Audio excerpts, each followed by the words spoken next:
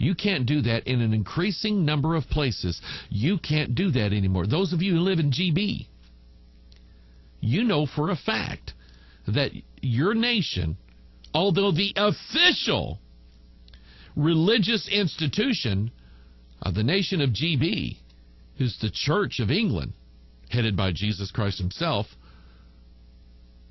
GB is not a Christian nation anymore.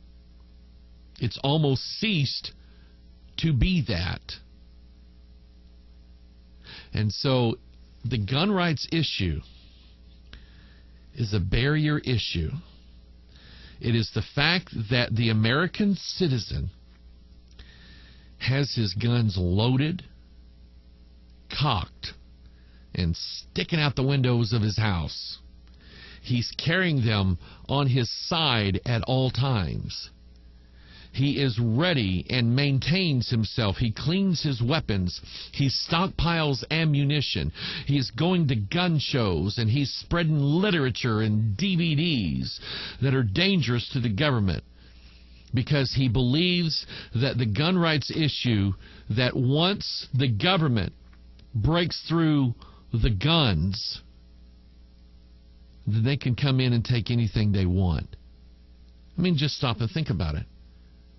You're in your house, you're there with your family, you hear about 3 or 4 people outside and they're trying to break in.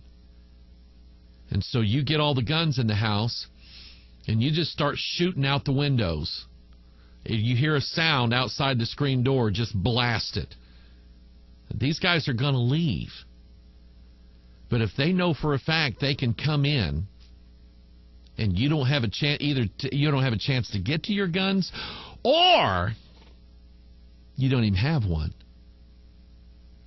then they're going to come in and take whatever they want, including your daughter and your wife and maybe even your son. They're going to take whatever they want to, including probably take your life, because they don't care. And so here's all the guns in America, and we're blockading a rogue government from destroying the rest of the rights of this country. If they're able to successfully break through that one, they can come in and take whatever they want to. And if you think they won't, I don't know what to tell you. I'm trying to educate here through the Pastor Mike Online live broadcast. What else have we got here? Oh, let's see here. Jill sent me this. Stem cell advance in Britain. In the short term, and think about, now this is cool. Think about what the Bible says about DNA. In thy book, all my members were written. Now think about that. How many of you own I can't even think. It's not a dot matrix. That's the old stuff. A jet printer, an inkjet printer. You own an inkjet printer. And what it does, it sprays these little droplets of ink all across the page and makes these letters. It's the coolest thing in the world, okay? Now they have 3D printers. They have actually have these humongous jets that go, and they make stuff with them because computers can do that. So think of this. In the short term, a technique can be used to generate tissue for drug testing currently carried out on animals.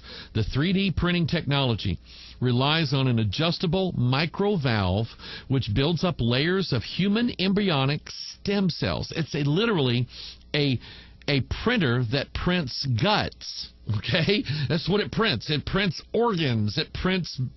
can you build some new muscles here? Yeah, into the computer, and they've built you this humongous muscle, and you go, man, I'd like to try that one on. Such cells, which originate from early-stage embryos, are blank slates with the potential to become any type of tissue in the body. You know what we're doing? We're offering our children to Molech. You know why they did that back in the Old Testament days? Because they were told, if you give and burn your babies to Molech, then Molech will be nice to you, and he will bless you with benefits of long life and health. That's what we're doing now. Sacrificing the smallest of our babies, embryos, so that you and I could have better tissues in our body. It's sick. It's absolutely sickening. in long term, the new printing technique, and that's interesting because DNA is a book, and we're just printing new books is what we're doing. The new printing technique could pave the way for those cells to be incorporated into transplant-ready, laboratory-made organs and tissues, said researchers at Harrow-Watt University in Edinburgh. The technique's breakthrough is in its gentle handling of the delicate cells, which gives them a greater chance to thrive, they said. We're basically printing body parts. Ugh, that's kind of sickening. And then we have the Rockefeller Foundation. We're buying off evangelicals, mayors, governors for the earth. In its 2010 review of grants extended from 05 to 010, the Rockefeller Brothers Fund admits to buying off, quite literally, so-called non-green voices, meaning people outside the environmental community, to sell man-made climate change doctrine to their respective communities. Quote, foundation dollars extended to support these non-green voices have grown dramatically. The RBF has supported, quote, allied voices for climate action that include businesses, investors, evangelicals, farmers, sportsmen, labor, military leaders, national security hawks, veterans, youth, and governors and mayors. You understand what's going on, don't you? In other words, these people are going green schmeen. Who cares? Al Gore, you're an idiot. Okay, go hug a tree. They could not care less about the environment. And so they say, you know what? I bet if we gave them like $1 gazillion, they'd care. And so you have preachers with their hand out, government agents, sports people, actors, actresses, military leaders, veterans, all over, sticking their hand out going, pay me enough money, I'll say green whatever you want. I'll green this and I'll green that. You just show me the green, and I'll green whatever you want. You see, and you don't understand what's at the core of the environmental movement, right? The core of the environmental movement is Mystery Babylon. Her name is Gaia. Mystery Babylon the Great, the mother of harlots and abominations of the earth. She is a woman that does not like the man treading on her. She doesn't like it. She doesn't like, because God gave the man, he puts his feet down on the earth, and he says, you're under my feet, woman. Now, go grow me some apples. So the man puts his foot down on the earth. He has subdued the earth. He has dominion over the earth because God gave man the dominion over the earth. And Mystery Babylon, the earth, doesn't like the man on her. Get off me. Get off my back. So that's what the whole green environmental movement is. It's about dehumanizing the planet. Let's get all the little pesky human beings off of the planet. Let's get them off there. You saw the Watchman video broadcast. It's in the process of coming out now. It's part 2 of Mystery Creatures of the Bible. Actually, it's called Where Dragons Live. And it kind of shows you the environmental movement and what's behind it. Because these beasts don't like all the pesky. We talked about this on a Pastor Michael Land. These beasts don't like these little humans running around. It scares them.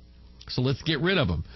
And so the rocking fellers have decided to, here's their symbol. Hang on, let me show you their symbol. Very, very interesting. Okay? Let's do a symbol breakdown here. We see fusion. We see opposites. That looks like a number 8, doesn't it? It's the infinity symbol. Wait till you find out. Wait till you, and the infinity symbol, it looks like a number 8 for a reason, and that goes right to the scriptures. He is the 8th and is of the 7th as of the 7 and goeth into perdition.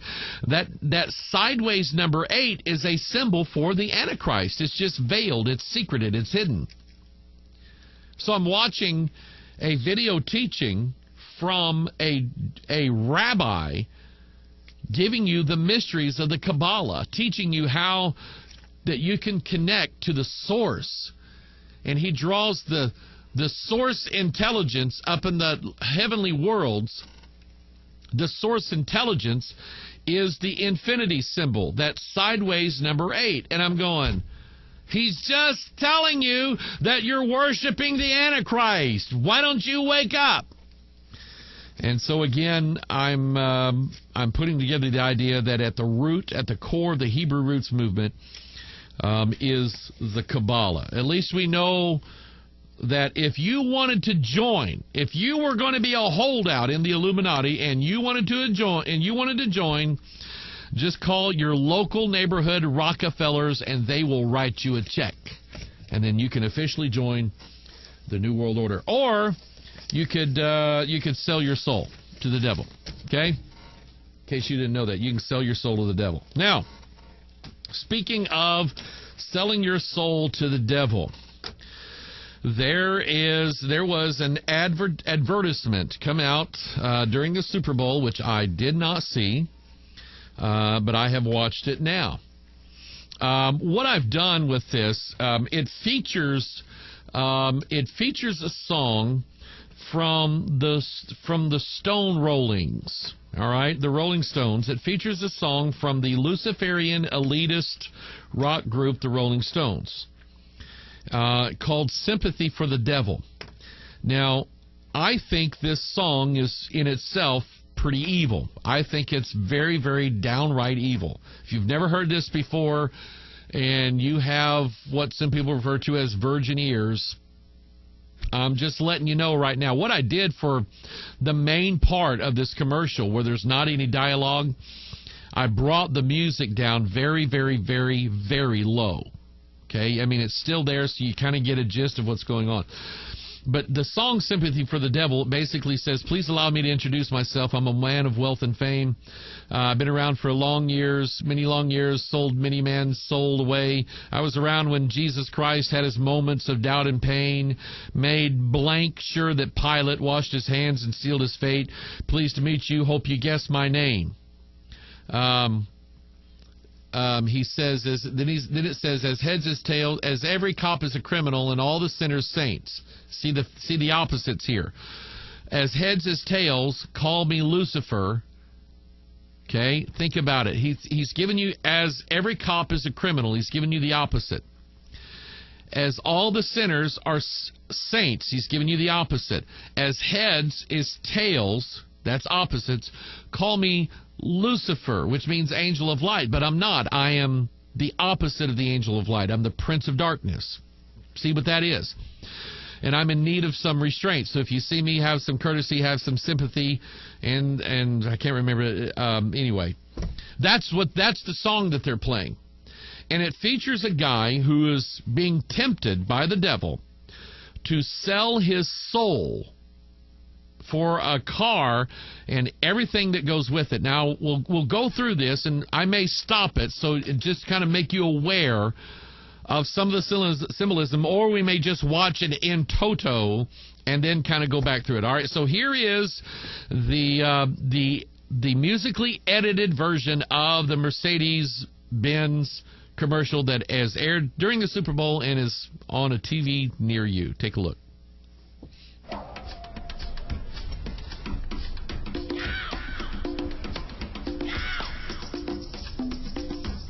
Nice car.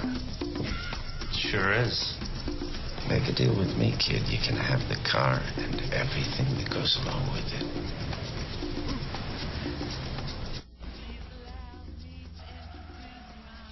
This is where I cut the music down low.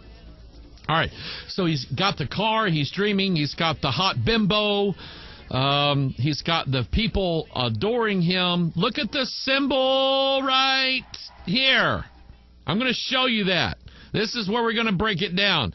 Here's the symbol now that you saw flashed up on the screen. What do you see here? You see a triangle pointing up and a triangle pointing down, and they are fused together. What, oh, pray tell, could that mean? As every cop is a criminal, as all the sinners are saints, as